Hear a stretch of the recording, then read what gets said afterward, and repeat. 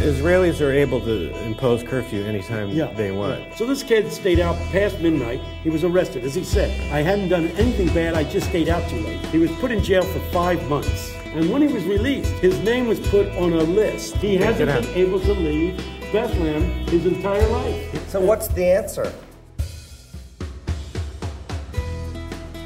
The answer is justice. And I think that the United States needs to ask ourselves some very serious questions about justice, number one.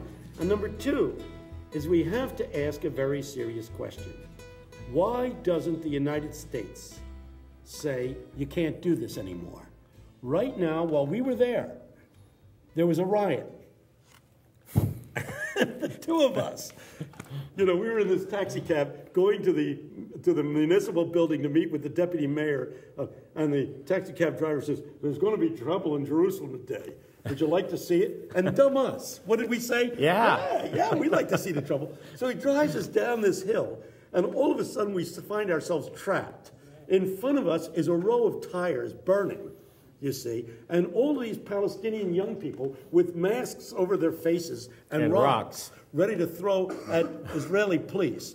And up the hill are these Israeli soldiers and policemen on horseback ready to charge down. Side by side. And we're surrounded by all of these. We're right in the middle of it. And I think at this point, I said, I think we ought to get out of here. And I think the taxi driver said... And I'm doing this. Yeah, he's taking pictures. And I'm saying to the taxi cab driver, I think we ought to get out of here. And he says, I think you're right. And so we go up the hill, and from the hill, we saw the thing break. He took us above it so that we were able to look down on it. And no sooner had we gotten up there as that a shot went ringing out. And boy, the horses started going down the hill. And the rocks were thrown, and people were bullets and rocks. Yep. Yeah.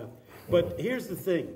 There were many issues that day, but the main issue was in East Jerusalem, which belongs to the Arabs, the Israeli government decided to tear down the houses that are there and build 1,500 new houses for Jewish people. Now, this made the headlines. I don't know whether people in college have a chance to read the newspapers, but Vice President Biden was arriving for a state visit at this particular time. And this was an affront because the one thing he had come to do was to say it's time for peace talks to start. And the major barrier to peace is that the Jews continue to build on Palestinian land these settlements. And here on the arrival of Biden, who is there to say you've got to stop this, they make an announcement that they are going to build 1,500 more houses on the most sacred land that the Palestinians control, which is in East Jerusalem. But Israel has annexed that land. It's disputed as to whether who this land belongs to. Well, the United Nations, which has established the state of Israel, says this land does not belong to you. Right. So if the United Nations is what controls the creation of the state of Israel, why is it that you obey the United Nations when they give you land, but you don't obey the United Nations when they say certain land is not yours? That's a duplicity. And the thing that is problematic is along the green lines, the lines that were drawn, certain land was to belong to the Palestinians, certain land was to belong to the Jews. The Jews have built on the Palestinian land hundreds of settlements, and there are approximately 450,000 Jews living on land that is Palestinian. This is in the West Bank. This is in the West Bank. These settlements are connected by roads that can only be driven on by Jews, by Israelis. And not only driven on, there are walls along these roads. So here I am, and my son lives 100 yards away, but it's on the other side of the road. I cannot ever see my son unless I go through a checkpoint into Israel and come around the other side. It'll take me about 5 or 6 hours to see my son. And you say, but this doesn't happen. This wall goes right through, these highways go right through Palestinian villages. They have decimated the country, and it's all done with U.S. tax dollars.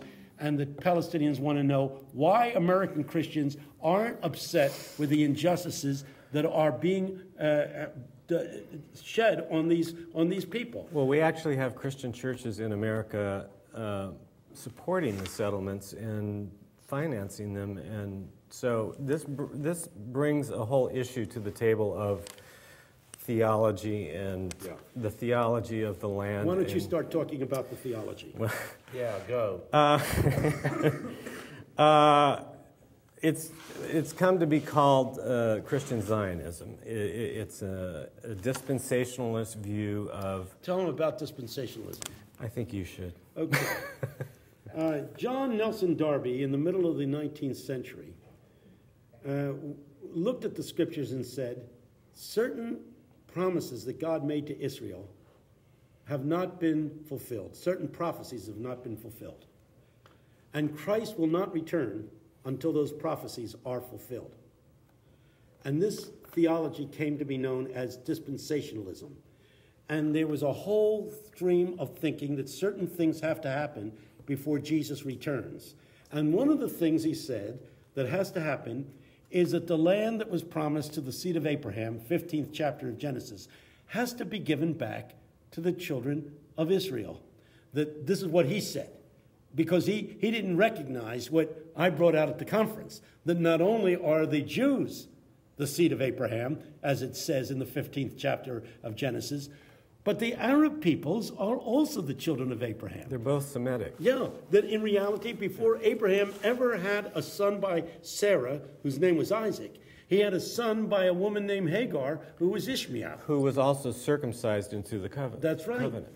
And the truth is that when Abraham dies, he affirms the legitimacy of both of these sons by calling them both to his bedside. And it says in Scripture that Ishmael and Isaac are both there to bury their father. They are both the seed of Israel. The Arabs are the seed of Israel, coming from Ishmael, just as much as the Jews coming through Isaac. The seed of Abraham. The seed of Abraham. What did I say? Israel. Seed of Israel. Seed of Abraham. Now, this has to be noted, that this kind of theology says these things have to transpire, and one of the big things is that they say, that John Nelson Darby says, that all non-Jews must be pushed out of the Holy Land in order for Christ to return.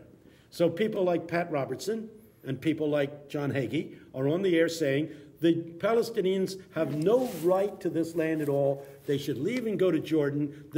But then Jordan belongs to them as well, because if you read what it says in the 15th chapter of Genesis, the land that is promised to the seed of Abraham reaches all the way from the Euphrates River, check it out in the Bible, all the way to the Nile, which means you've got to destroy Lebanon, a good chunk of Syria, Jordan, a good chunk of Jordan, and part of Iraq. And part of Iraq. You got to take all of this has to be cleared of anybody that's not a Jew, and only Jews are allowed to live. That's the extreme view. That's the extreme.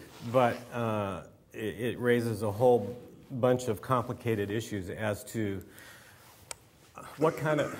For me, it comes down to the issue of the character of God.